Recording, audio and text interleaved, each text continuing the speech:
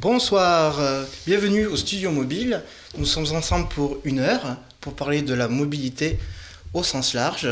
N'hésitez pas à nous suivre sur les réseaux sociaux, Twitter avec le hashtag Le Studio Mobile, mais aussi sur iTunes par le biais de nos super podcasts HD.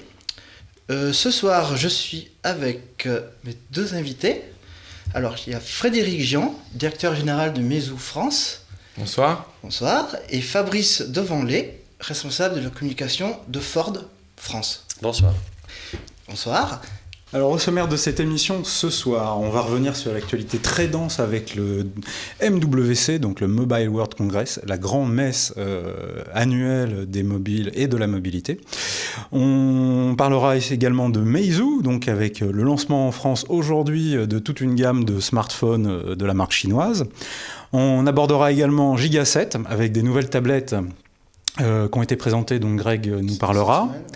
Voilà, et bien évidemment, on reviendra donc sur le gros dossier mobilité avec Ford et notre ami Fabrice qui est ici, qui nous parlera de 5.2, de la nouvelle Focus. On abordera également le système Apple CarPlay, qui, ma foi, est assez prometteur.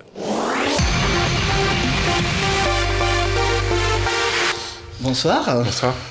Alors, Meizu, c'est pas vraiment une nouvelle marque en fait, d'après ce Non. qu'on a vu. Ça a été créé en 2000. En 2003. En 2003, pardon, Ouais. en Chine.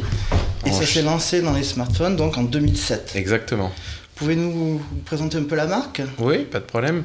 En fait, c'est une société qui a été créée en 2003, donc qui est située dans le sud de la Chine, à Zhuhai. C'est une société qui était initialement focusée sur les MP3.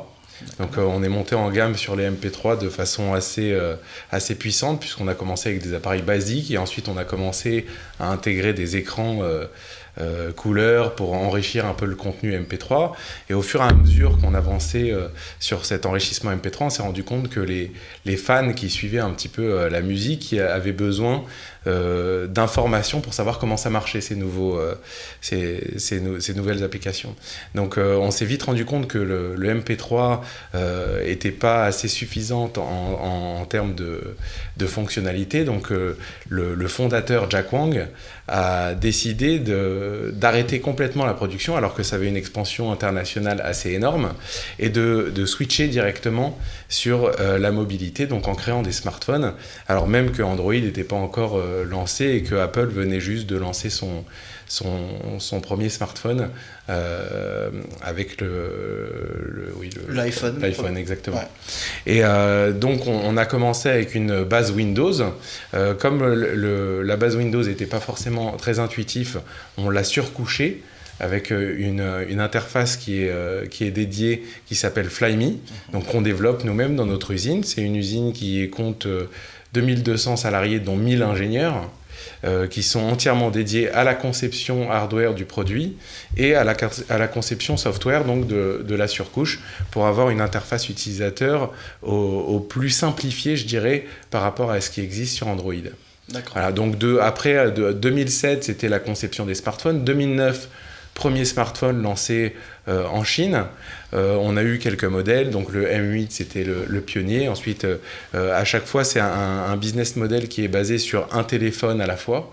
Donc on lance à peu près 2 téléphones par an et on essaye d'avoir des composants les plus haut de gamme. Donc dans notre dernier né, c'est des composants Samsung octa-core, un écran Sharp très grand et très lumineux avec une résolution 1800 par 1080. Je crois qu'on a une vidéo justement de ce produit, c'est donc le MX3. Tout à fait, oui. Ça. Qui est déjà lancé en Chine, Voilà. et qui s'est vendu entre le MX2 et le MX3 à 20 millions d'exemplaires D'accord. l'année dernière. Donc on va voir la vidéo pour nous présenter un peu le produit. Alors la particularité de Meizu, c'est que ça arrive là où on ne l'attend pas en fait. Pour être franc, les produits chinois, ça a une image plutôt d'entrée de gamme, voire de milieu de gamme. Mais Meizu se distingue vraiment là-dessus, parce que vous, c'est le haut de gamme. Comme on peut voir là sur la vidéo, c'est un design vraiment très léché, un produit très bien fini. On a pu le prendre en main un peu ce matin, et c'est vrai que on en a pour son argent. On voit vraiment une belle finition. Et cette particularité-là, elle est doublée, la particularité, vous en avez parlé, de développer votre propre interface. Ouais. Là aussi, on a une seconde vidéo où on peut voir cette interface. Donc c'est la version 3, c'est ça, de Flyme? Oui, tout à fait. Pourquoi? Vous trouverez vraiment qu'Android c'est un peu compliqué comme ça, de bruit de décoffrage? Oui, en fait, on a une expérience assez intéressante avec le smartphone. C'est-à-dire qu'on a conçu tout un univers pour utiliser le maximum de choses avec un doigt et pour éviter, lorsqu'on veut avoir un grand écran, parce qu'en fait, tout le monde veut un grand écran, Oui. mais personne ne veut un grand téléphone. Pourquoi? Parce qu'on n'a pas les doigts assez longs. Donc en fait, on a développé une interface pour avoir le maximum de choses à portée de main avec une seule main. D'accord. Et on a fait des tests. Dans un Android basique, on utilise à peu près 35% avec une main, alors que dans notre interface, on utilise plutôt 70%. D'accord. Donc elle est esthétique aussi, enfin, c'est important, on le sait aujourd'hui.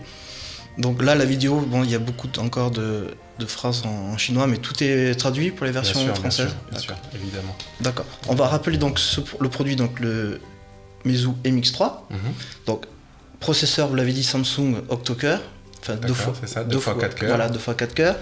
1 Go 6 et 1 Go 2. Voilà, un écran Full HD 5,1 pouces. Et un peu moins que Full HD, puisque Full HD on a 1920, nous on a 1800 quelque chose. Bon, c'est en fonction des caractéristiques de l'écran, mais au niveau de la résolution, on est très D'accord. haut. Ah, parce que je pensais que vous avez enlevé quelques pixels pour ne pas mentir aux gens, parce qu'il y a les boutons en bas. Vous avez juste enlevé les boutons. C'est en fonction, effectivement, mais en fait, quand il y a les boutons, enfin quand il est hors Smart Bar, on voit tout à fait que l'écran occupe les 5,1 pouces. D'accord. Donc un appareil photo Sony, enfin le Sony capteur 8 mégapixels. D'accord. Avec on s'est appliqué à avoir des captures de nuit ou des positions. Donc quand vous prenez une photo par exemple, vous pouvez rester appuyé sur l'écran pour éviter justement d'avoir à bouger et à faire trembler l'appareil photo. Et ça, c'est des features uniques justement qui font partie de Flyme et qui ne se retrouvent pas dans les autres appareils photo. Donc l'aspect software est vraiment très travaillé sur ce téléphone. Prépondérant. En fait, la particularité, c'est que de toute façon, on fera les meilleurs smartphones, mais ça, n'importe qui peut le faire. Donc après, si on met un peu de moyens, n'importe qui peut arriver à faire un bon smartphone. Il suffit de mettre les bons composants, et les composants, on les trouve finalement, la preuve. Après, ce qui change, c'est vraiment l'expérience utilisateur. Si on a envie de faire revenir nos consommateurs, il faut vraiment déjà les comprendre. Donc pour les comprendre, il faut aussi les écouter. C'est pour ça qu'on essaye beaucoup de développer notre social pour vraiment avoir le retour de nos clients.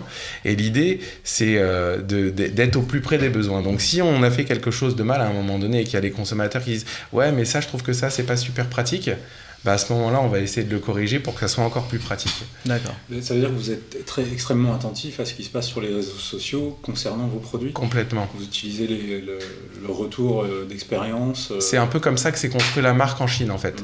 En Chine, c'est directement le fondateur, Jack Wong, qui tweet sur son réseau social pour dire « Qu'est-ce que vous pensez de mes nouvelles specs ?» Et les internautes ou les gens qui font partie du social group disent c'est génial ou non, on n'attend pas ce format d'écran par exemple. Et ensuite, il prend ses décisions vraiment en fonction des retours des internautes. Et c'est pour ça que la communauté a grandi au fur et à mesure, parce qu'en fait, ils se sentaient écoutés, entendus et retrouvaient ce qu'ils voulaient dans leurs produits. D'accord. Alors, moi j'ai une petite question, parce que j'étais à la présentation ce matin. Le téléphone que vous lancez aujourd'hui en France et 3G uniquement?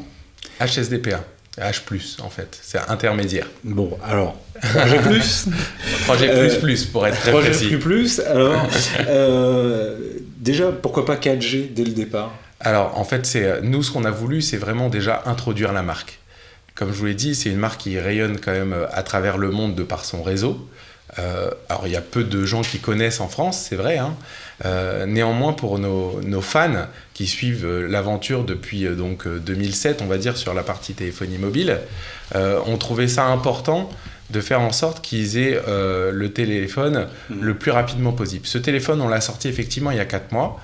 Il y avait un choix qui a été fait de le lancer avec un certain positionnement prix qu'il ne fallait pas dépasser, et on a fait le choix à l'époque de ne pas mettre 4G en plus parce qu'on a estimé que les réseaux n'étaient pas forcément tous prêts au niveau de la population. Aujourd'hui, la couverture 4G en France, on ne peut pas dire qu'elle soit encore très très développée, et on ne va pas nier que ce n'est pas un plus, la 4G. Alors, Ça, effectivement, sur ce point-là, je vous rejoins. Là, les réseaux 4G sont encore en cours de déploiement. Ils sont quand même bien présents dans toutes les grandes villes, chez à peu près tous les opérateurs. Il faut reconnaître que là, ça commence à s'accélérer très rapidement. Néanmoins, parlons marketing. En termes de marketing, aujourd'hui, tout le monde, opérateurs compris bien évidemment, ne jure que par la 4G. Et est-ce que vous ne pensez pas que c'est un peu compliqué d'arriver avec un smartphone, aussi bon soit-il, là n'est vraiment pas le problème, mais qui ne va pas répondre aux attentes en termes des demandes, parce qu'aujourd'hui quand même les gens, même s'ils attendent effectivement un prix, des fonctionnalités, ils attendent également, quand ils font un investissement dans un smartphone haut de gamme, d'avoir les derniers composants, effectivement, vous le soulignez tout à l'heure avec les processeurs, mais également en termes de communication et de réseau. Donc. Vous avez raison en partie, c'est-à-dire que c'est un choix stratégique qu'on a fait qui colle peut-être pas au marché français. Néanmoins, vous savez, à Hong Kong, les réseaux 4G sont à 100% de la population et c'est pas pour autant qu'on vend pas de MX3 à des prix très chers. Vous voyez ce que je veux dire? Donc, on a une petite appréhension parce qu'effectivement, il y a beaucoup de communication autour de la 4G aujourd'hui au niveau des opérateurs. C'est vrai que c'est important, donc on est attentif, on va vraiment écouter ce qui se passe sur le marché, mais on préférait lancer la marque et commencer à l'installer progressivement. Dans tous les cas, comme je vous l'ai dit, on est producteur de smartphones haut de gamme, donc c'est évident que dans notre roadmap, il y aura un téléphone 4G à venir. Et on préférait... Alors justement, quand ? Ça, c'est plus compliqué à répondre, malheureusement. Une période, vous avez une petite idée, les roadmaps sont faites. Avant la fin de l'année. Avant la fin de l'année. On va demander, Fabrice... Moi, je peux pas m'engager sur des délais pareils. Bien évidemment. Mais est-ce que vous avez connaissance de cette marque déjà ? Non, je la découvre ce soir. D'accord.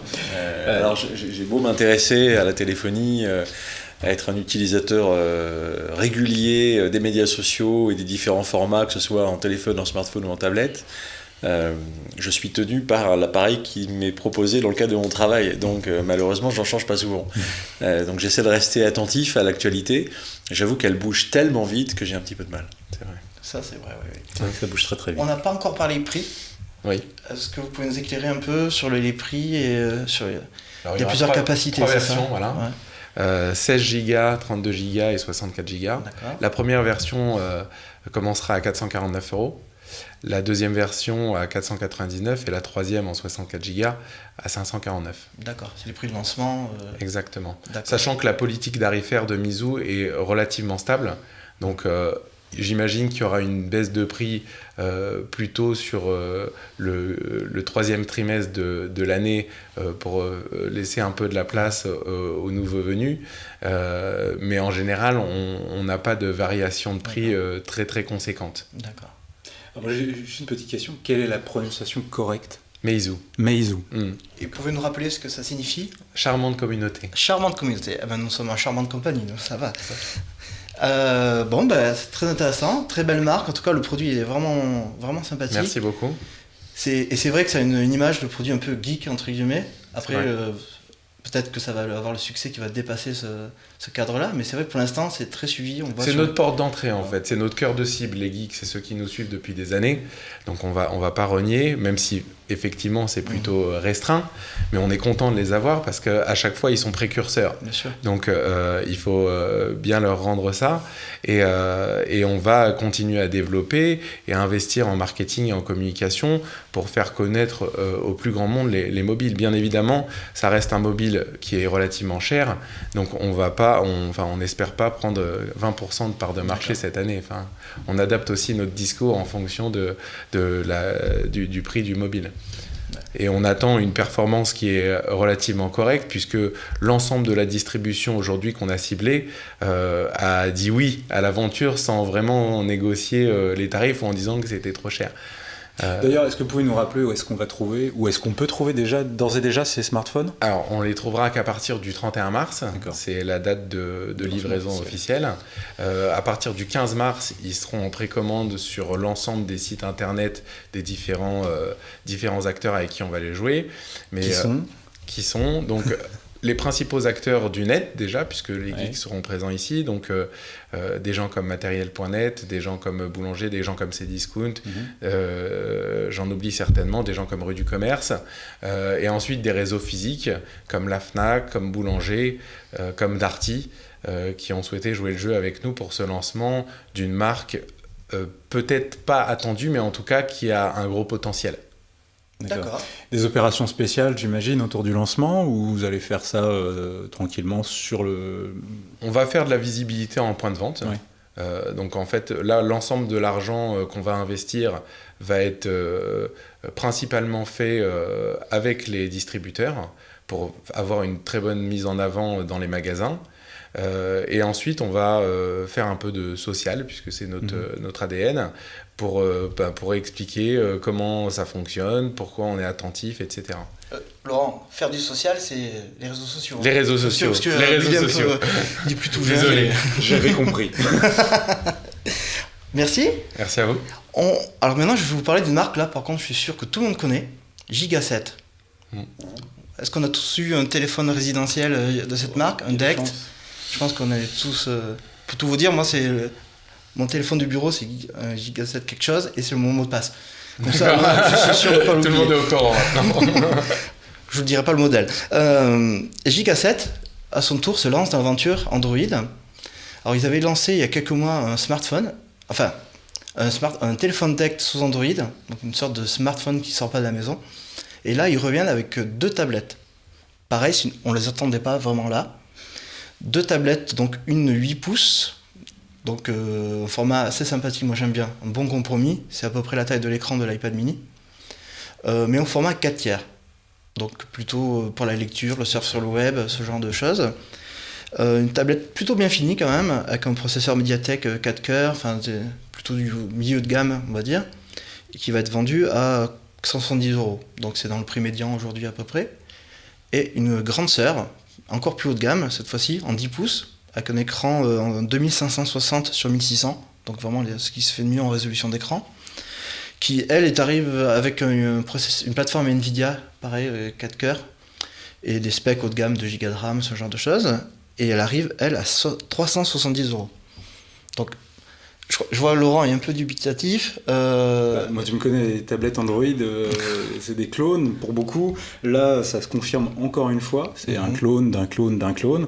Bon, voilà, il y a beau marquer Giga 7 dessus, ça reste un clone de tablette Android, aussi spéquée soit-elle, comme dirait Driss. Alors, elle est plutôt bien finie. Hein. Elle est en métal brossé. Enfin, c'est plutôt un bel objet. Alors, mais est-ce qu'on peut la sortir de la maison? Parce que moi, pour être honnête, je les ai pas vus. On peut les sortir de la maison. Ah, d'accord.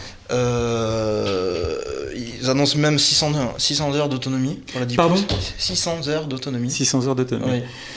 Oui. Et bon, à voir. Moi, ce que je reproche, justement... Ça mérite que tu testes ça pendant ton prochain voyage. Alors, ce que je reproche, moi, c'est que ça apporte pas grand-chose en termes de logiciel. Bah, justement, on en parlait tout à l'heure avec vous, avec Meizu. C'est de l'Android quasiment pur, pas d'applications supplémentaires, c'est de l'Android pur, presque comme beaucoup de produits. Pas d'application maison pas encore. dédiée à l'usage maison? Non, il lance en même temps une gamme d'objets connectés maison, détecteur de mouvement, caméra de sécurité, bientôt je crois un détecteur de CO2, on va tous y passer, de toute façon ça va être obligatoire, donc, et avec une appli, mais qu'on pourra aussi installer sur toutes les autres tablettes et tous les autres smartphones.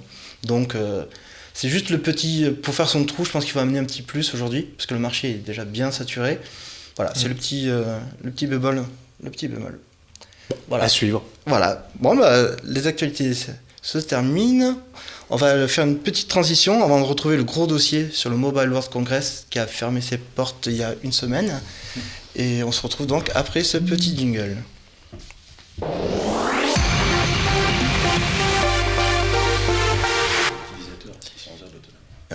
Bon, le lundi, donc, il y avait Entremag qui a fait beaucoup d'Android, qui nous a parlé d'Android, mais nous, on a décidé de faire un dossier Mobile World Congress 0% d'Android. Ouais. C'est un défi. C'est un sacré défi qu'on s'est lancé, parce qu'Android est vraiment omniprésent aujourd'hui, sur toutes les marques, même Nokia maintenant. Donc, même Nokia s'y met. Laurent, es-tu prêt à relever le défi avec moi ? Allez, on se lance. Essayons. Je vais vous commencer par ma marque chouchoute, BlackBerry. C'est moi, oui.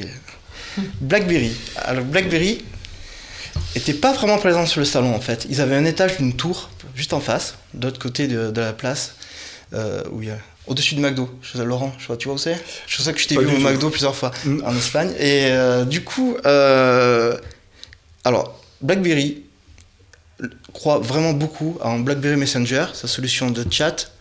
Et pour ça, elle le met maintenant compatible avec Windows Phone 8.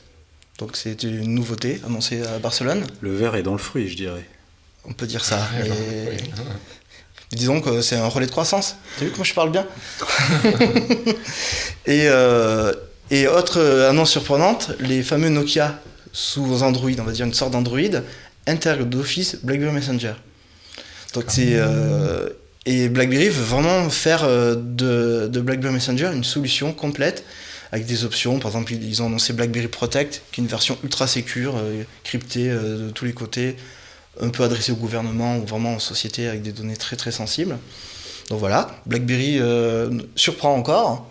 Surprend aussi. BlackBerry bouge encore. Non, surprend. Je suis optimiste. J'ai pris les bonnes résolutions de notre rédacteur en chef. Soyons optimistes cette année. Et ils ont annoncé également la version 12 de BESS. Attention, BESS. Non, vous savez pas ce que c'est ? C'est pas VABESS, c'est BESS, c'est BlackBerry Internet Server. Donc c'est la plateforme BlackBerry qui permet de gérer tous les devices mobiles d'une entreprise. Les BlackBerry, mais aussi iOS et Android. Et pareil, ils ont annoncé la version 12 qui sera compatible Windows Phone 8. Et 8 bien sûr le prochain. Bon, donc, là c'était la minute IT de Greg. Non, j'en ai encore plein. Et à côté de ça, nous ce qu'on aime c'est les joujoux, les terminaux.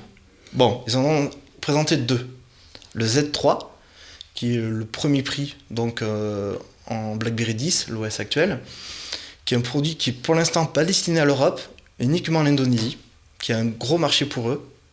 Un produit assez classique qui est là, prévu autour de $200 là-bas. Et après, pour vraiment les BlackBerry addicts, ils nous ont parlé du Q20, mais ils ne l'ont pas encore montré. Le Q20, ils l'appellent aussi le classique. C'est un Q10, c'est donc le dernier BlackBerry 10, celui qui a clavier mécanique. Donc vraiment pour les vieux de la vieille de BlackBerry. Ils ont remis les boutons des anciens BlackBerry, qu'il n'y avait plus de boutons matériels du tout.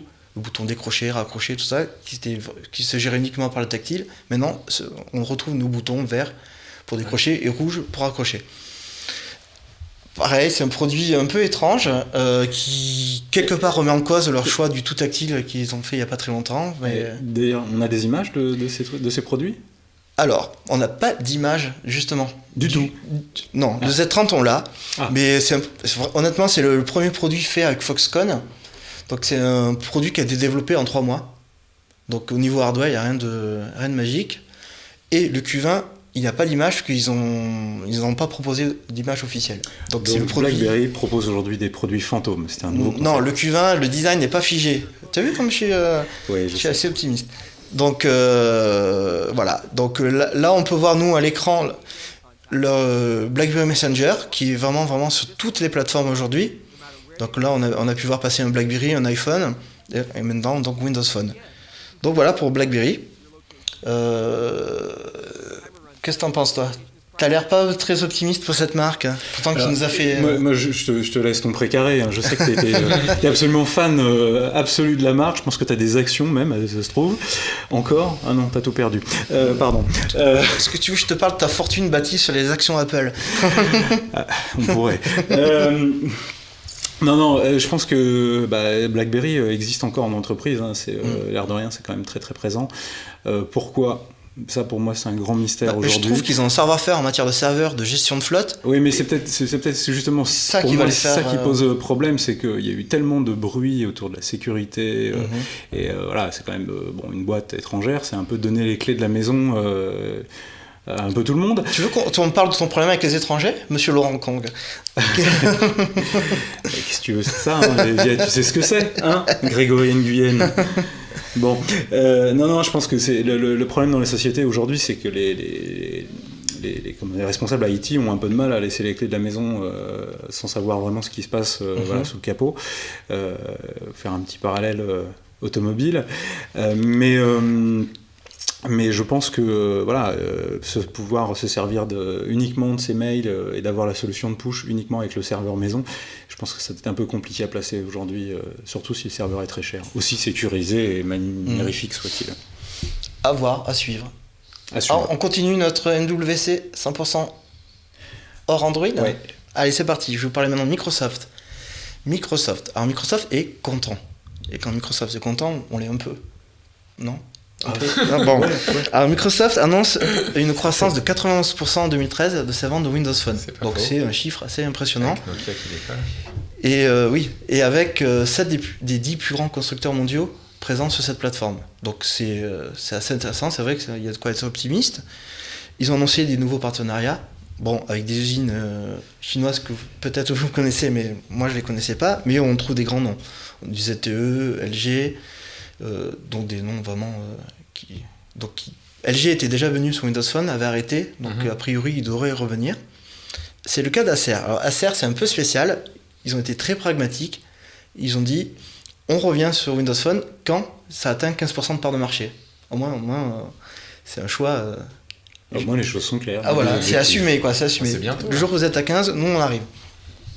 C'est assez drôle comme explication je trouve, mais ça m'a fait rire. Ouais. Il y a LG aussi qui va revenir sur Windows Phone. Et Lenovo, enfin il y a vraiment des gros. Alors Lenovo, je suis plus... vu les partenariats qu'ils ont avec Google maintenant, après le rachat de Motorola, mais ils ont annoncé qu'ils seraient aussi sur Windows Phone. Il n'y a pas de raison, en même temps, Lenovo, quand même, rappelons-le, c'est IBM historiquement. Oui. Bon, la marque est un peu périclitée, certes, mais enfin, ça reste quand même le plus gros partenaire de Microsoft historique. Ils font des PC, beaucoup de PC. Beaucoup de PC. Encore aujourd'hui, même s'ils sont moins présents dans le grand public, je pense que ça paraît à peu près logique qu'ils soient au moins une solution multiplateforme sur leur téléphone. Ouais. D'ailleurs, qui était présenté sur le Mobile World Congress, un stand conséquent. Et puis, ils ont levé un petit peu le voile sur la future version de Windows Phone 8, le 8.1 Cortina. Des trucs qu'on trouve beaucoup sur Android, c'est vrai aujourd'hui. Par exemple, le support des périphériques USB. On pourra brancher un clavier, on pourra brancher une souris. Ouais, j'aimerais qu'on pose la question à Fabrice. Qu'utilises-tu comme téléphone ? Alors, j'utilisais un BlackBerry. C'est lui. Et je suis maintenant l'utilisateur d'un iPhone. D'accord. Avec une messagerie professionnelle qui passe par une application qui s'appelle Good. Qui commence à se généraliser beaucoup. Good Technology. C'est un choix d'entreprise qui a beaucoup travaillé avec BlackBerry et qui a migré sa flotte de téléphones sur de l'iPhone, principalement parce que l'iPhone permettait d'avoir, dans l'état actuel des choses, plus d'applications pour notre travail au quotidien. Je ne peux pas m'exprimer sur la partie sécurité, parce que ce sont des choses qui sont un peu compliquées, parce qu'en plus, elles sont tellement orientées IT qu'il y a beaucoup de bruit, il y a beaucoup de personnes qui s'expriment sur le sujet, pas forcément qui sont compétentes sur le sujet d'ailleurs, mais effectivement, moi j'utilise un iPhone avec Good, dont je suis très content. J'étais content de mon BlackBerry, je suis content de mon iPhone. Par contre, je suis extrêmement étonné par ce que j'entends quand je compare l'activité automobile et l'activité téléphonie, quand j'entends qu'on peut développer un appareil en moins de 3 mois, quand je vois qu'il nous faut, ça se compte plutôt en années, je trouve que ce sont quand même deux domaines qui doivent cohabiter, mais qui ne vivent pas au même rythme. C'est la base matérielle est la même, donc c'est les mêmes processeurs, les mêmes plateformes aujourd'hui. Du coup, l'intelligence, elle est ailleurs, elle est dans le soft. Puis le cycle de vie des produits est quand même assez court. Absolument. D'accord. Et je crois que Laurent a aussi une actu MWC 100% sans Android. Oui, alors en réalité pas tout à fait sans Android. Allez, j'ai péché. Mais comme toi avec Nokia Note. Moi ce qui m'a marqué, on parlait de sécurité, il a été présenté le Black Phone. Alors le Black Phone, qu'est-ce que c'est ? On en a entendu parler un petit peu partout justement pendant le salon. C'est un smartphone entièrement sécurisé, qui est annoncé pour crypter les communications, crypter la navigation, de manière... alors c'est un encodage, on va rentrer un peu dans le technique, mais c'est un encodage de mémoire 1024 sur 1024 bits, donc un cryptage très fort, pour éviter justement qu'on soit espionné, pour simplement préserver sa vie privée. C'est comme ça qu'il le présente. Alors, c'est une petite boîte espagnole, mais il y a de grands noms dedans. Alors c'est donc qui n'ont pas grand-chose, et d'ailleurs je ne les ai pas retenus tous, mais ce sont des gens qui ont créé par exemple PGP, donc des solutions de cryptage très fortes pour la sécurité en entreprise, donc qui permettent de complètement verrouiller les fichiers sur un ordinateur par exemple, d'envoyer des fichiers avec des systèmes de clés privées et de clés publiques.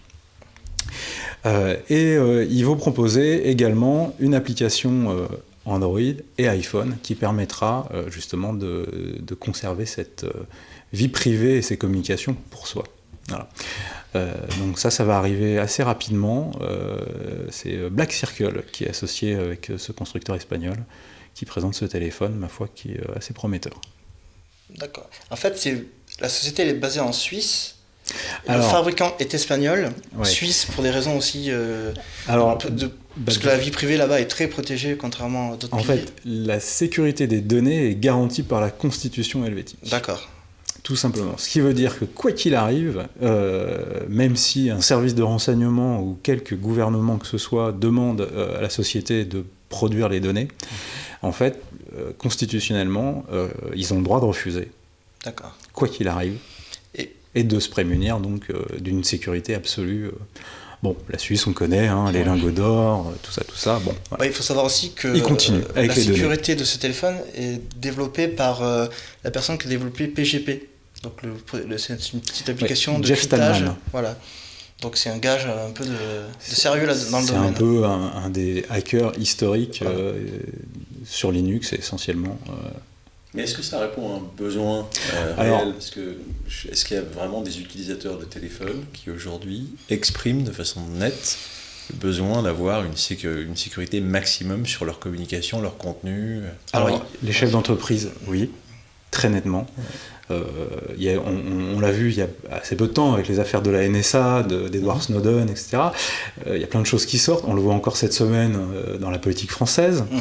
Il est aujourd'hui nécessaire de se prémunir dès qu'on a un poste un petit peu à responsabilité ou simplement qu'on tient à garder sa vie privée pour soi. De ne pas avoir ces communications qui se retrouvent enregistrées,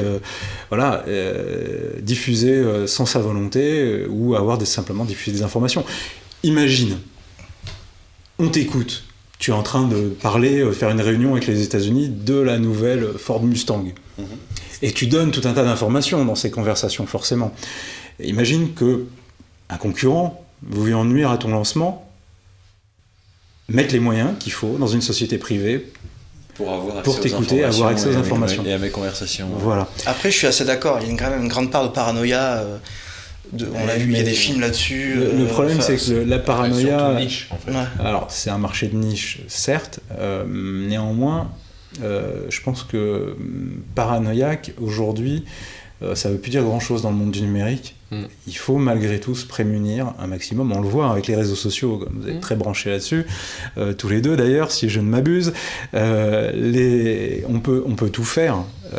On peut taguer les gens, et du coup, la vie privée, la frontière est difficile. Tu vas toujours te prendre en photo, te taguer dans des situations un peu étranges. Pas avec un black phone, justement. Mais moi, je peux te prendre en photo. Certes. Ouais. Certes. Je pense que ça répond à une vraie demande. Après, il y a les gouvernements aussi. Voilà. Il y a une demande gouvernementale aussi. Vous avez d'autres solutions, la Samsung Knox ou autre, pour protéger et sécuriser les données. Je suis pas sûr que ça protège la voix. Alors que non, ça protège pas les communications, ça protège uniquement les données du smartphone. Alors là, c'est la voix. Black phone, il y a la voix et il y a l'encryptage aussi du téléphone en dur. Il y a une puce physique qui est là pour crypter les données du téléphone. C'est-à-dire que même si on vous le vole, à partir d'une application internet, vous pouvez effacer le téléphone et là, quoi qu'il arrive. Et alors, une question pratique, mais est-ce que du coup ça augmente le délai ou la latence dans la conversation ? Alors, soi-disant non. Mais moi je pense que oui, parce qu'il y a cryptage, décryptage. En fait, le système travaille, d'après ce qu'on nous a expliqué, parce qu'ils sont aussi un petit peu obscurs là-dessus, comme un système de peer-to-peer. C'est-à-dire que la communication se fait directement d'un téléphone à un autre. Donc le cryptage se fait avec une solution de clé publique et clé privée. La clé privée étant détenue sur chacun des téléphones et la clé publique envoyée pour le décryptage. Donc à partir du moment où le tunnel est ouvert, il est encrypté et tout ce qui passe dedans reste privé. Voilà. Donc ça devrait aller un peu plus vite que les solutions hardware qu'on a aujourd'hui en France avec Alcatel notamment, qui sont destinées pour le coup au gouvernement, réellement aux applications militaires. Et Laurent, l'interlocuteur en face, parce que lui, son téléphone n'est pas protégé. Il faut avoir l'application client qui permet d'utiliser. Ça complique un peu les choses. Pas forcément. Aujourd'hui, les téléphones sont suffisamment puissants pour garder, plusieurs applications ouvertes et donc l'application dédiée pour crypter, en tâche de fond. On verra.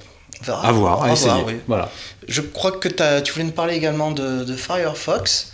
Mais avant, je voulais remercier Frédéric d'être venu nous parler de présenter de sa marque. Et puis on va lancer la petite vidéo de présentation de Firefox et pour vous réserver une petite surprise après. Voilà. La vidéo doit se lancer. Une fois, on peut parler de Firefox OS, voilà. Firefox OS.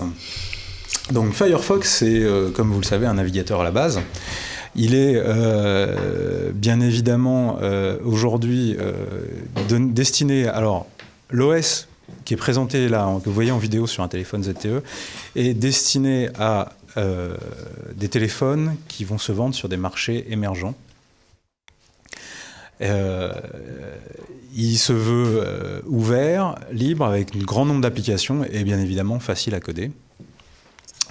Donc moi je trouve le truc intéressant, différent de ce qui se fait, assez fluide. On en a un là sur le plateau que Greg nous a gentiment ramené. Il fonctionne plutôt assez bien, le système est fluide et puis on va pouvoir compter dans très peu de temps sur un grand nombre de développeurs qui vont apporter tout un tas d'applications diverses et variées. Greg montre le téléphone. Donc ça c'est le ZTE. En gros on a un smartphone relativement complet qui arrive entre 80 et 60 euros. Voilà, entre 80 et 60 euros. Ça c'est le gros argument, c'est que les téléphones vont être des smartphones que n'importe qui aujourd'hui pourra, même dans des pays émergents pour une somme modique, avoir un vrai smartphone avec des applications internet. Et donc il espère, ça c'est le but de la fondation Mozilla, de démocratiser l'usage d'internet en général et de l'internet mobile à terme. Avec tout un discours justement sur l'open source qui pour moi n'intéresse pas vraiment les gens. Non, je pense que l'open source c'est un grand truc. Alors Driss arrive tout juste de Dubaï. Driss, qu'est-ce que c'est là? Je l'avais pas vu. Il s'est téléporté. Je vous surveillais de loin. Il nous rejoint. Ouais. À propos là du ZTE, ce qui est intéressant de savoir, c'est que c'est pas les seuls à faire ça. Là, moi, ce matin, j'étais en rendez-vous avec un autre constructeur sur Android qui s'appelle Bones, qui arrive en France et il propose aussi des smartphones à moins de 80 euros sous Android. D'accord. Et là, il y a vraiment une grosse. Il y a de gros produits qui arrivent cette année, super abordables, Android ou autres. Et je pense qu'Android sera quand même plus... C'est ce que tu disais, ça va intéresser les personnes qui s'y connaissent quand même. Parce que déjà, il y a du monde qui a du mal à passer d'iPhone à Android. Alors bon, je parle même pas de Mozilla et consorts. Bon, on verra, parce que c'est toujours pas lancé en France. C'est essentiellement aujourd'hui dans les pays hispanophones. Donc Espagne bien sûr, mais aussi Amérique latine. Et j'ai un petit chiffre. Ils sont premiers en Uruguay. Oui. En 3 mois, ils ont conquis la première place du marché du smartphone. Et c'est vrai. J'en vois qui rigolent, mais c'est vrai. Ils sont 3 mois, belle perf. En 3 mois, belle perf, oui. Ça veut dire que Il ne faut pas sous-estimer l'importance du marché uruguayen. Voilà, Ford est très présent là-bas aussi, je crois. Ils sont très technophiles, apparemment. D'accord. Ils ont besoin, Uruguay, les cigares, les téléphones. Ça va bien ensemble. Foot. Le foot, oui, pardon. Foot. J'ai oublié. Et je suis pas très foot. Oui, je sais. Désolé. Plutôt capoeira. C'est brésilien. Non, mais tu sais, pour Greg, sorti du Vietnam et du sud de Nemours, c'est tout pareil. Oui. Donc on a réussi à ne pas trop parler d'Android. Ouais, on peut encore parler d'un constructeur, Alcatel. Donc, Bon, d'accord. Ouais, Non, bien. mais Bien. ils ont présenté un produit qui, pour moi, mérite d'être, enfin en tout cas d'être présenté, ou du moins d'en parler un petit peu, qui est un smartphone, certes, sous Android. Ce que j'allais te dire, oui, ils font de l'Android quand font même, de amateur l'Android. sujet. Hein. Non, Mais Laurent, néanmoins, ils proposent quand même toute une petite gamme d'accessoires qui sont intéressants pour un smartphone. Mais Laurent, on était à ça, à tenir notre pari. Et toi, tu me... Ah ouais, mais il fallait bien que je te plombe. Hein, mais enfin, Oh là là là. t'avais commencé avec Nokia de toute façon. Non, ils proposent un smartphone avec tout un tas d'accessoires, donc des covers avec un écran intégré, un écran OLED intégré, donc qui permet de consulter ses mails rapidement, lire ses SMS, enfin des opérations très simples, mais néanmoins qui sont consommatrices de batterie. Et donc là, sans avoir besoin d'ouvrir son smartphone, on a un accès rapide à ce qui se passe Sur la cover. C'est plutôt sympa et je trouvais ça assez intelligent. Ils ont un autre truc, c'est un beau en plus. picoprojecteur. Ouais, c'est pas moche en plus, effectivement. Et ils ont un picoprojecteur, donc un truc qui fait quelques centimètres, un petit cube de quelques centimètres qui se branche sur le smartphone en direct, qui permet d'avoir une image projetée, donc un film quand on est en vacances pour les enfants, tout ça. Enfin, un petit truc de plus. Dans le genre consommateur de batterie. Dans le genre consommateur de batterie, effectivement, mais qui peut rendre service. Mhm. D'accord. Voilà, je pense que ça méritait d'être souligné. Bon. Et c'est tout. Maintenant, je m'en vais manger des tapas. Nem. Donc bah voilà, c'est notre petit point sur le MWC. On va enchaîner avec le gros sujet Ouais. qui a fait l'actualité cette semaine. Donc on se retrouve juste après un petit jingle et on va parler donc avec notre ami de Ford. De tapas. De Et de tapas. Et des nems.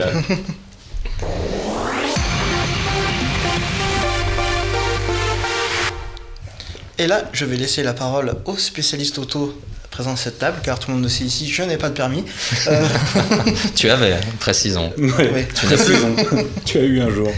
Moto. Laurent, Ouais. alors, de quoi veux-tu Alors, nous parler? Eh bien, on reste dans le MWC avec Ford, puisqu'on a la chance d'avoir Fabrice Devanlay, qui est donc le responsable de la communication du constructeur américain en France. Ford a profité du MWC pour lancer alors deux choses importantes. La nouvelle Ford Focus. Là, je crois qu'on a une vidéo. Si Ouais, et on a une vidéo qu'on va vous passer tout de suite. La nouvelle Ford Focus qui intègre le système 5.2, donc un nouveau système de communication interne, multimédia, et j'en passe et des meilleurs de la voiture. Bon, alors moi je l'ai vu, j'ai eu la chance d'aller là-bas et d'avoir des jolies démonstrations du système avec tout le bruit ambiant, avec la reconnaissance vocale qui marche, il faut le dire, assez bien. Alors c'était juste un système anglais, donc pour l'instant c'est vrai qu'on n'a pas pu encore vraiment prendre la mesure des choses, mais Ça arrive, ouais, on se doute bien. on n'a jamais été aussi près. Le problème, c'est que Laurent a un accent déplorable en anglais. Ouais, c'est Il se vrai. faisait pas comprendre par la voiture. Il m'a dit. Hein. Pas les gens non plus. Ouais, pas grand monde à part toi. Et encore. Ouais, encore. Non, alors le système fonctionne vachement bien, avec beaucoup de bruit, comme c'était le cas sur le salon. Moi, j'étais assez étonné. On nous expliquait que les tests avaient été faits avec les fenêtres ouvertes, enfin tout un tas de configurations diverses, beaucoup d'aide aussi matérielle pour le placement des micros par votre partenaire technique. Ouais. Bon, quoi d'autre? Il faut juste déjà revenir à un premier élément, qui est que Ford est présent au Mobile World Congress depuis 3 ans, parce que nous travaillons énormément sur la technologie et sur l'interface voiture-appareil, quels que soient les appareils. On a une démarche un peu agnostique qui consiste à dire que plutôt que de développer nos propres applications, on va rendre notre voiture la plus compatible possible avec tous les types d'appareils qui existent, tous les systèmes d'exploitation qui existent. Et donc tout ça repose sur une plateforme qui s'appelle Sync et qui permet, via un principe de commande vocale, ce qui permet de le mettre dans des véhicules qui n'ont pas d'écran tactile par exemple, de pouvoir piloter l'intelligence que l'on a en permanence avec soi, qui est dans son smartphone, d'avoir accès à son téléphone, à son répertoire, à son calendrier, à sa musique, à ses SMS, et tout ça, quelle que soit la voiture Ford que l'on utilise. Sync 2 est une énorme évolution de la plateforme Sync. Alors si on fait un voyage dans le temps, Sync, la première annonce, elle date de 2007. On a posé les lignes et les grandes bases de cette stratégie de voitures connectées en 2007. Sync aujourd'hui, c'est un peu plus d'1 million de voitures vendues déjà en Europe qui en sont équipées. Et Sync 2 est une évolution très nette. Qu'est-ce qui distingue Sync de Sync 2? Principalement la capacité en commande vocale. Sync 1, l'actuel, que j'ai moi dans le véhicule que j'utilise et dans ce qu'il y a aujourd'hui dans la totalité de la gamme Ford, c'est un principe de commande vocale qui comprend 400 mots. 400 mots, c'est à la fois peu et beaucoup, parce que ça permet de piloter sa musique, son téléphone relativement facilement. Sync 2, c'est 10 000 mots. Alors, pour la petite histoire, dans le vocabulaire courant, nous, autour de cette table, on utilise entre 4 et 5 000 mots au maximum. Les femmes ont de la chance, elles en utilisent un petit peu plus, plutôt entre 5 et 6 000. Sync 2, c'est la somme des deux. Donc on a quelque chose qui est quand même particulièrement performant. Donc c'est la Ford pour tous, quoi. De toute façon, Ford, c'est pour tous. Et ça, c'est pas nouveau. Ça date de la Ford T, ça date du créateur. Mais oui, Sync 2, ça permet à n'importe qui de parler à sa voiture et d'être compris. Je crois qu'on a une vidéo d'ailleurs. Oui, on a une vidéo de démonstration de 5.2. Voir à quoi ça ressemble. Voilà, Tu vois, j'aime beaucoup ton accent 5.2. Mais parce que Sync 2, la voiture dit 5 quand elle s'exprime. Merci Fabrice. Non, parce que bon, il fait le spécialiste là, mais... Hein? Donc tu peux nous décrire là, les images? Ouais. Fabrice peut le faire d'ailleurs certainement beaucoup mieux que moi. Oui, alors donc là en fait ça repose sur un gros écran tactile de 8 pouces qui va permettre d'accéder directement et assez intuitivement à la climatisation, à la radio, à la musique en général, à la téléphonie ou à la navigation. L'intérêt de Sync, c'est que via un simple bouton, on a réduit au maximum les commandes pour qu'elles soient le plus facilement comprises par la voiture. Je vais vous donner un exemple tout bête. Vous voulez écouter, indépendamment de vos goûts musicaux, vous voulez écouter Bruce Springsteen. Jusqu'à présent, Sync, vous deviez dire jouer artiste Bruce Springsteen et vous aviez accès à sa bibliothèque. Avec Sync 2, vous dites jouer The Boss. Il va savoir que vous parlez de Bruce Springsteen et il va vous orienter directement sur votre album de musique disponible sur un support USB, en connexion Bluetooth, sur le smartphone qui est connecté. Et tout ça de façon très intuitive. Autre exemple, tout bête pour la navigation, vous dites pas je vais chercher une adresse ou un restaurant, vous dites j'ai faim. Et à ce moment-là, il va vous identifier tous les restaurants à proximité et il va vous demander si vous voulez être orienté vers ce restaurant que vous avez choisi et l'appeler pour faire une réservation. Ouais, donc quelque chose d'extraordinairement simple. Dans la démo, ça marchait extrêmement bien. Et tout à l'heure, on parlait justement de la compatibilité avec les différents accents, la façon de s'exprimer. Moi, je peux vous faire une démonstration où même si vous êtes très fatigué, la machine vous comprend. Même si vous parlez avec un accent, la machine vous comprend. Je lui ai dit une bêtise, mais si aujourd'hui, dans mon véhicule, je dis « Appelez Laurent Kong sur le mobile », bien évidemment, il le comprend. Mais si je dis appelez Laurent Kong sur le mobile, il le comprend. Là, faut pas conduire. Là, si tu mais là, c'est simplement pour vous prévenir que malheureusement, je vais pas pouvoir venir parce que je suis pas en état de conduire. Non, très clairement. Et moi, je peux vous faire une démonstration pour la composition du numéro. Où vous dites appelez le 06 64 40 63 64, il comprend. Mais si vous le dites en disant appelez le 06 64 40 63 64, il le comprend également. Je pense que tu peux préciser aussi, et moi c'est ce qui m'a aussi vachement agréablement surpris, c'est qu'on peut également commander certaines fonctions de la voiture. Autre, le téléphone, certes, la navigation, ok, mais on peut également commander... Des clignotants. Alors non pas les clignotants, mais en revanche on peut commander la climatisation. D'accord. La climatisation, le chauffage, voilà. le dégivrage, des fonctions qui, normalement... Quel est le problème aujourd'hui dans un véhicule? Il est très simple, c'est que plus on met de technologie, plus il faut les commander. Or, une voiture, c'est un espace clos relativement petit. Pas de voiture, très, très petit. Non, mais c'est comme si vous viviez dans une maison en étant en permanence assis dans un fauteuil et en ayant tout à portée de main. C'est petit. Or, si vous devez mettre des fonctions et des boutons pour toutes les fonctions, bah, vous n'avez pas assez de place. Et on s'y perd. Et vous n'avez pas assez de place, vous vous y perdez. Vous devez avoir en plus des dessins qui vous permettent d'identifier immédiatement à quelle fonction ça correspond. Donc il faut trouver des solutions simples pour accéder à ces fonctions complexes. Et l'aspect sécuritaire, justement, pour ne pas distraire les conducteurs, est-ce qu'il y a un cadre juridique légal à ça, ou est-ce qu'on dit que maintenant qu'on va interdire totalement le téléphone, même les kits manip, tout ça, enfin... Comment ça se passe sur le néophyte Là, c'est pareil, c'est très dogmatique. Ford fait la différence entre le conducteur et ses passagers. Sur Sync 2, le conducteur, via le fait d'être connecté en 3G ou en 4G par une clé, permet au véhicule de récupérer des informations qu'on appelle le car-to-car ou le car-to-x, les informations qui sont des informations de l'environnement. À cet endroit, il y a un accident, je dois ralentir, je suis prévenu. À 10 km, il y a un embouteillage et je te suggère de tourner tout de suite. Ou je vois sur ton trajet que tu vas arriver en retard à ton rendez-vous, je peux mettre à jour ton calendrier et informer les autres personnes invitées à la réunion que tu ne seras pas à l'heure. Et ça, c'est de l'assistance de conduite, mais de façon très autonome et surtout qui ne pollue pas la sécurité et le fait de la concentration. C'est pour ça qu'on a un principe de commande vocale avec un bouton, c'est qu'on a toujours les mains sur le volant et le regard sur la route. Par opposition, on a un hub Wi-Fi qui permet aux passagers, eux, de pouvoir surfer via la connexion 3G ou 4G avec leur smartphone, leur tablette, leur téléphone, leur ordinateur, dans la voiture en passager, tout simplement parce qu'ils peuvent le faire. Ils ne sont pas occupés à conduire. Donc il y a une vraie différence. Et cet aspect sécuritaire est très important pour nous. D'ailleurs, ça permet de rebondir sur l'actualité. Le législateur européen, cette semaine, a statué sur l'appel d'urgence. Cet appel qui a pour but de prévenir les centres d'urgence d'un accident automobile. Il faut savoir que Sync comprend une fonction qui s'appelle le Ford SOS, c'est-à-dire que si vous avez un accident, la voiture, via le téléphone appairé en Bluetooth, appelle les secours toute seule. D'accord. Mais ce qui est encore plus intéressant, c'est que vous êtes français, votre voiture est française, vous êtes en vacances à Barcelone ou vous êtes en visite au Mobile World Congress, vous avez un accident, la voiture appelle le service d'urgence espagnol en espagnol, en leur disant un véhicule Ford a eu un accident à cet endroit-là, il faut envoyer les secours tout de suite. Ça, c'est compris dans la voiture et c'est gratuit. C'est un système qui existe depuis assez longtemps aux États-Unis. Alors, Sync existe depuis 2008 Je parle ou du 2009 système aux États-Unis.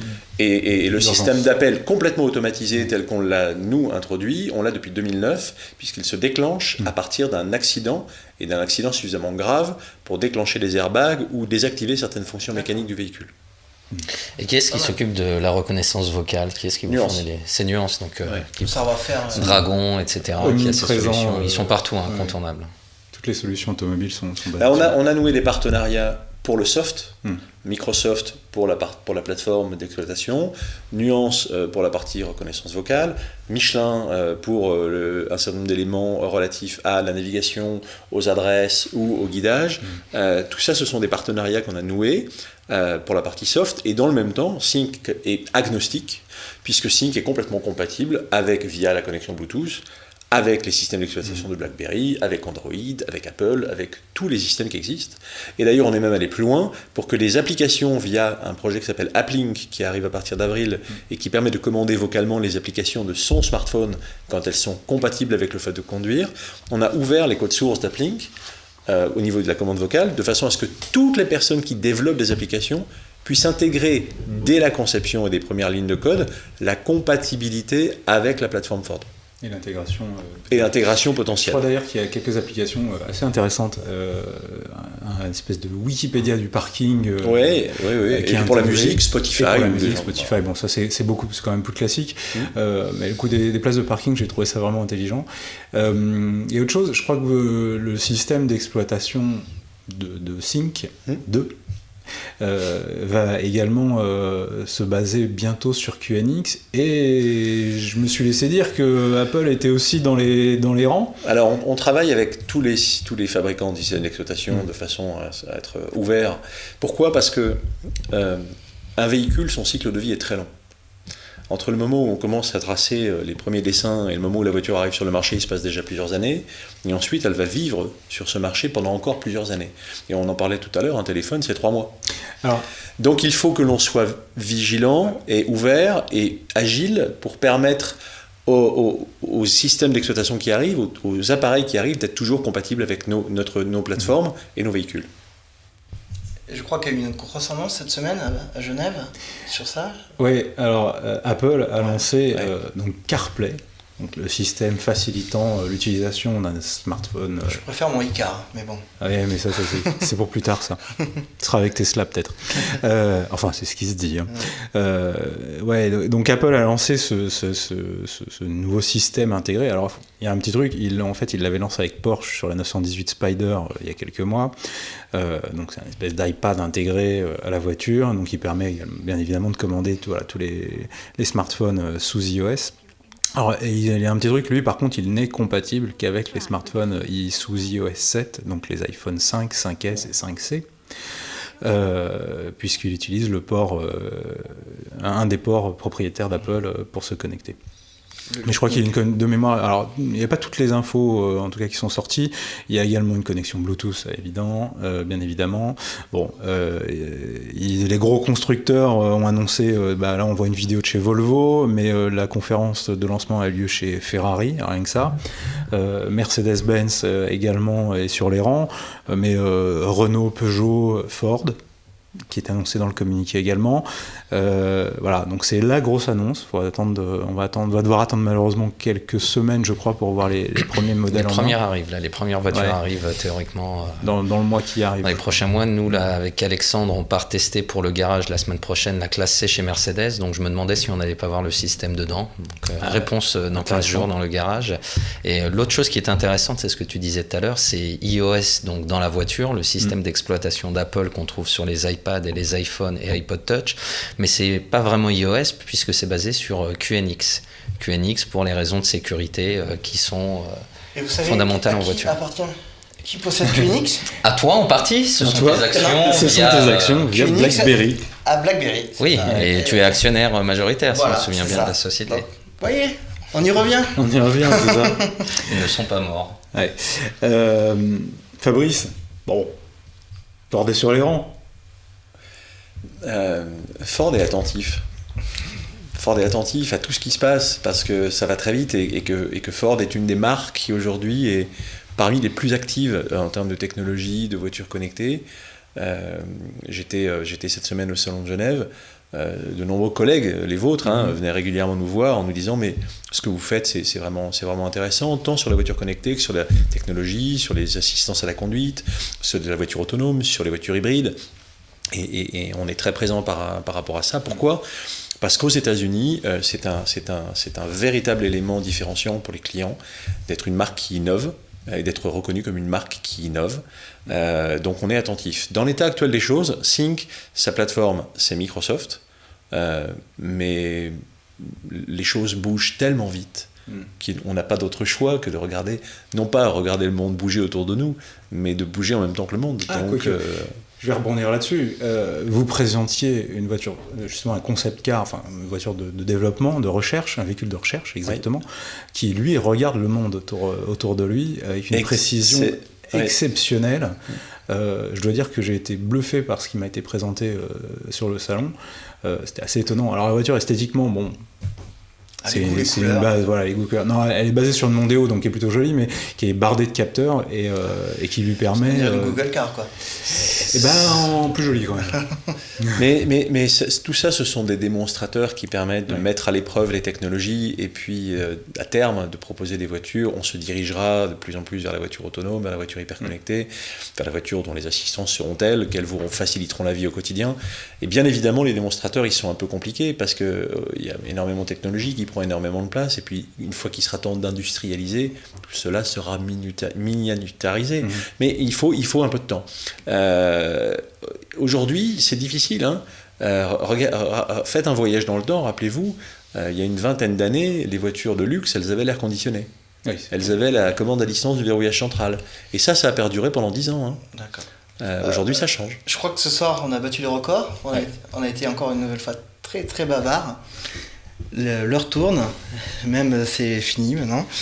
C'est dommage qu'on avait plein d'autres choses, mais on vous les montrera dans la prochaine émission, dans 2 semaines. On avait la Galaxy Tab Pro 12 pouces, la tablette géante. La Pro. Ouais, et j'avais également une super clé USB Sony. On se moque pas. Oui, j'aime bien cette clé. Donc voilà. Suspense pour dans 15 jours. Donc le studio mobile, c'est fini, numéro 6. N'hésitez pas donc à nous regarder en replay sur le site www.watch.tv, sur les podcasts sur iTunes, sur votre tablette et sur Twitter, les réseaux sociaux. Merci à tous nos invités. Merci Driss d'avoir posé tes valises. Merci. Au revoir tout le monde et dans 15 jours. Dans 15 jours. Au revoir. Au revoir.